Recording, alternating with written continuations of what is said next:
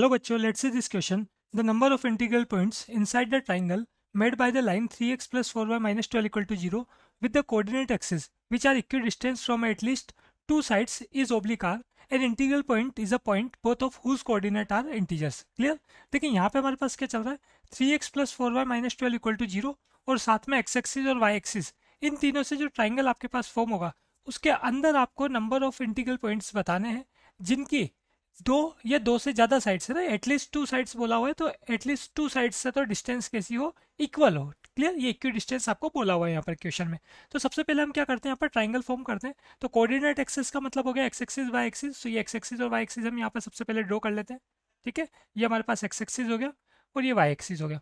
Line जो आपको given है यहाँ पर उसको इंटरसेप्ट फॉर्म में कन्वर्ट कर लेते हैं. तो लाइन जो हमारे पास है यहाँ पर, इसकी इक्वेशन है 3x plus 4y equal to 12.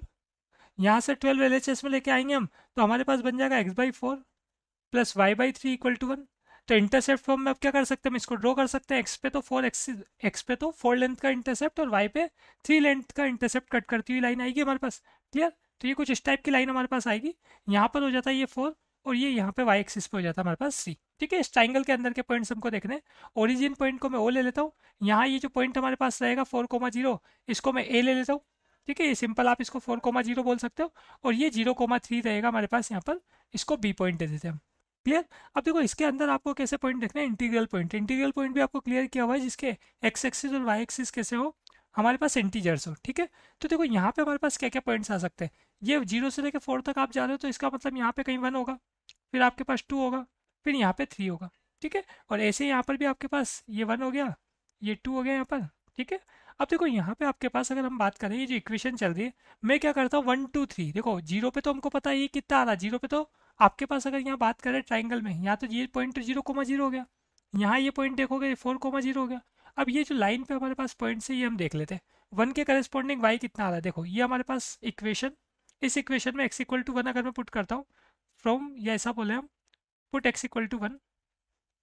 अगर x1 पुट करूंगा तो y की वैल्यू 3 आएगी हमारे पास यहाँ पर.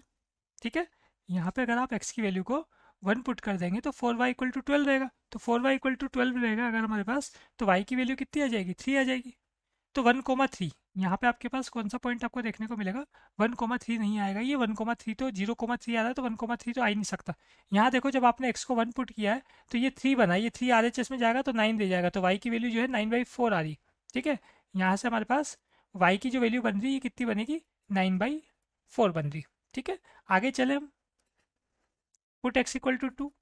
अगर x को मैं 2 पुट करूंगा तो यहाँ 6 हो जाएगा. 3 इंटू 2 6 हो जाएगा. 6 RHS में जाएगा तो 12 माइनस 6 6 रह जाएगा. तो 6/4 y की वैल्यू आ रही 6/4 मतलब 3/2. हमारे पास y की वैल्यू 3/2. और फिर लास्ट में हमने जो लाइन की इक्वेशन है इसमें x इक्वल टू 3 पुट किया. x इक्वल टू 3 पुट करेंगे तो 9 हो जाएगा. 9 RHS में जाएगा तो 3 रह जाएगा. तो हमारे पास y की वैल्यू आ जाएगी 3/4. ठीक है, तो यहाँ जो पॉइंट्स हमको देखने को मिल रहे हैं, ये जो 1 के करस्पॉन्डिंग यहाँ जो पॉइंट देखने को मिलेगा ये 9/4 है यहाँ पर, 1,9/4. 2 के करस्पॉन्डिंग जो पॉइंट मिलेगा हमको x इक्वल टू 2 पे, y 3/2 है. और ऐसे हमारे पास 3 के करस्पॉन्डिंग आ रहा है यहाँ पर 3,3/4. तो देखो इसके अंदर कितने इंटीजर्स पॉइंट आपको देखने को मिल सकता है, उस पर हम बात कर लेते हैं. तो इसके अंदर की तरफ अगर हम बात करें, एक पॉइंट रहेगा हमारे पास 1,1. ठीक है, फिर इसके अलावा हम बात करें यहाँ पर 1 से अगर आगे चले, 1,1 से ऊपर की तरफ चले तो 1,2 आ सकता है, नहीं आ सकता? तो बिल्कुल आ सकता है. देखो 1,9/4 लाइन पर है ना, तो यानी 1,2 तो हमको देखने को मिलेगा यहाँ पर. तो यहाँ एक इंटीजर पॉइंट और आएगा 1,2. ठीक है, आगे चले हम 2 के लिए बात कर लेते हैं. 2,1 हमको यही देखने को मिलेगा इस जो ट्राइंगल है, इस ट्राइंगल के अंदर. 2,2 जो है ट्राइंगल के बाहर चला जाएगा क्योंकि 2,3/2 इस लाइन पर लाई कर रहा है, तो 2,2 इससे भी ऊपर की तरफ होगा. ठीक है, तो इसका मतलब 2,2 जो है वो ट्राइंगल के अंदर नहीं आएगा. ठीक, ऐसे अब आगे हम बात करते हैं 3,1. तो 3,1 भी हमारे पास ट्राइंगल के बाहर चला जाएगा. क्यों? क्योंकि 3,3/4 ये हमारे पास लाइन पे आ रहा है. तो ट्राइंगल के अंदर तो 3 ही इंटीजर पॉइंट रहे हमारे पास. ठीक, अब इन तीनों इंटीजर पॉइंट में से भी आपको कौन सा पॉइंट चाहिए, आपको वो पॉइंट चाहिए जो इक्वी डिस्टेंस हो एटलीस्ट टू साइड से. ठीक है, तो देखो यहाँ पे अगर हम बात करें सबसे पहले 1,1, तो 1,1 वो पॉइंट है हमारे पास जो एक्स एक्सिस और वाई एक्सिस, या ऐसा बोल दो ओ ए और ओ बी से क्या होगा, इक्वल डिस्टेंस पे होगा. ठीक है, ये हमने बताया यहाँ पर 1,1 इज इक्विडिस्टेंस या equidistant from sides O A and O B. ठीक है, कितनी कितनी डिस्टेंस पे होगा, वन वन डिस्टेंस पे होगा, 1,1। ठीक, ऐसे हम बात करते हैं, ये 1,1 ये रहा पॉइंट आपके पास यहाँ पर। ऐसे अब हम बात कर लेते हैं, ये जो पॉइंट हमारे पास चल रहा है यहाँ पर, ये है 1,2। तो 1,2 दो आपके पास किसी भी दो साइड से इक्वी डिस्टेंस पे नहीं होगा।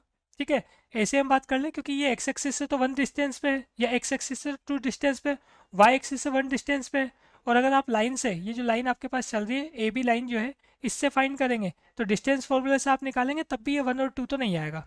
ठीक है, ऐसे हम बात करें जो 2,1 है, ये भी किसी भी दो साइड से इक्वी डिस्टेंस पे नहीं है। क्लियर, तीनों साइड से अलग अलग डिस्टेंस पे चल रहा है। तो यहाँ पे हमारे पास जो रिक्वायर्ड रिजल्ट है, हमको क्या फाइंड करना था, हमको तो number of integral point find करने थे।